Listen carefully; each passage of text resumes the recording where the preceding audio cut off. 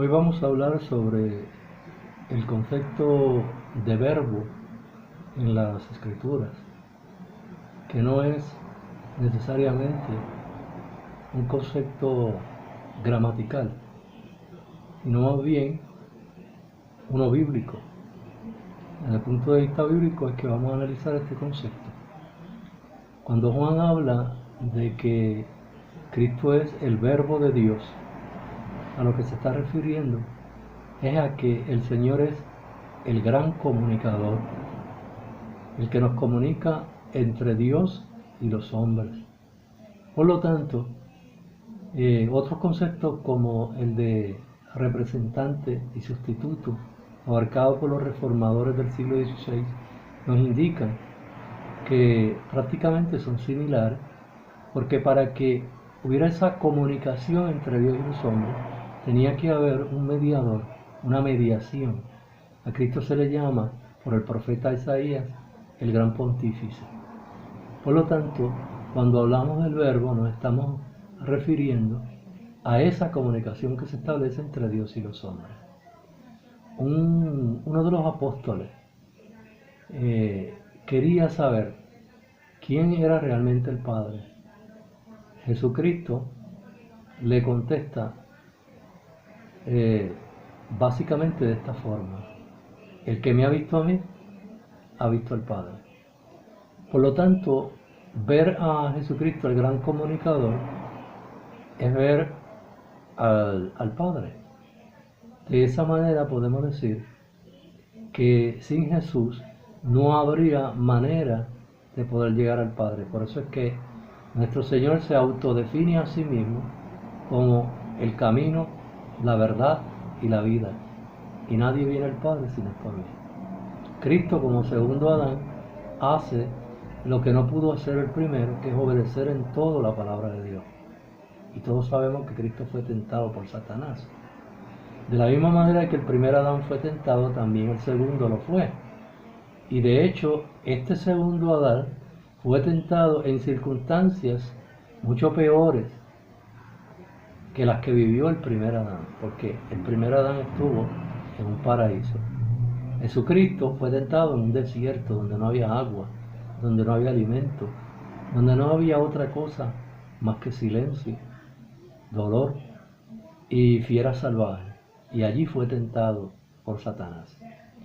De manera que las circunstancias no le eran favorables, y aún no siendo favorable, pudo vencer y pudo hacer lo que no hizo el primer Adán, que es confiar totalmente en la palabra de Dios.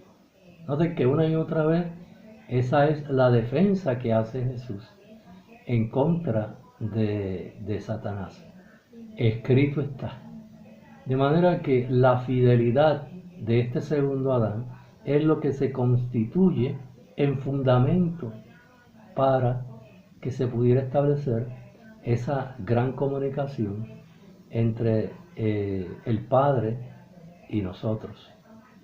Cristo es no solamente la palabra encarnada, sino que es también el gran mediador, y es también el gran pontífice, y es también nuestro representante, como decir, nuestro embajador entre Dios y los hombres.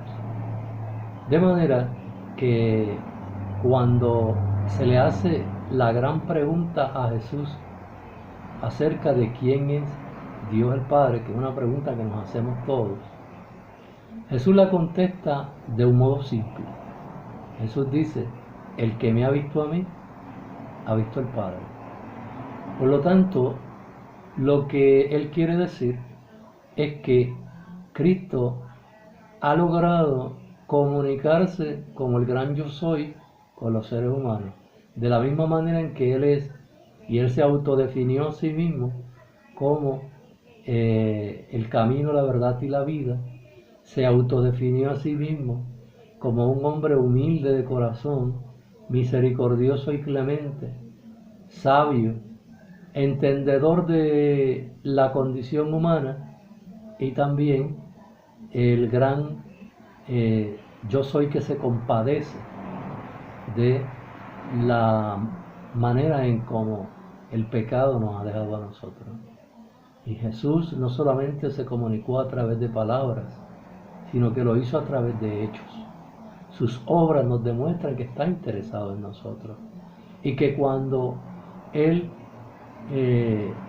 comienza a decir cómo es el reino de Dios, no lo hace solamente con palabras, sino que sana a los enfermos, levanta a los que están caídos, resucita muertos y hace maravillas entre nosotros, mostrándonos que el reino de Dios consiste en un restablecimiento de la salud, no solamente espiritual, pero también de la salud física.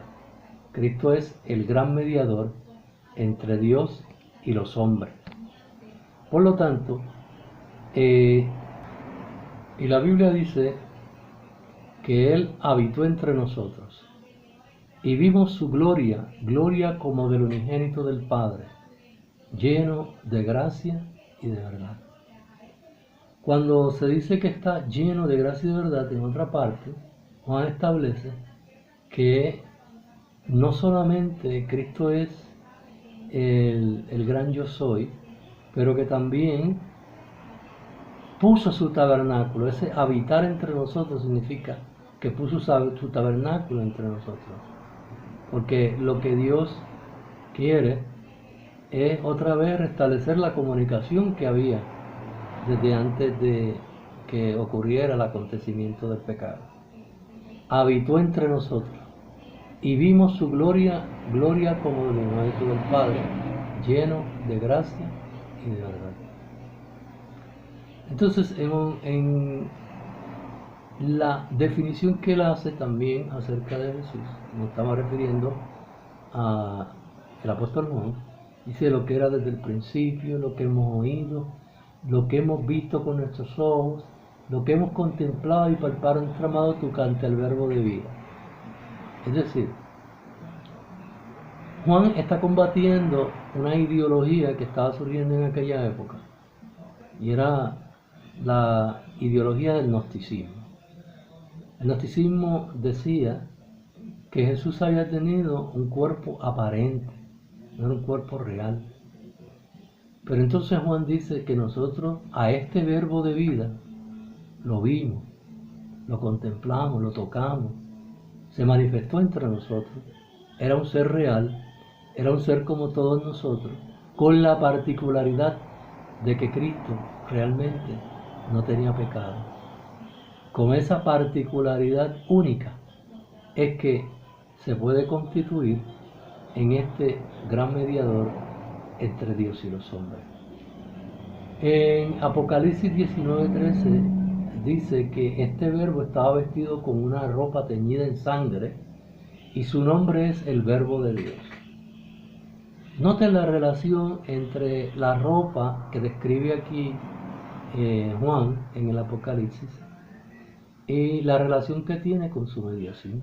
Para que hubiera este tipo de mediación, de representación, de sustitución, Cristo tenía que dar su propia vida.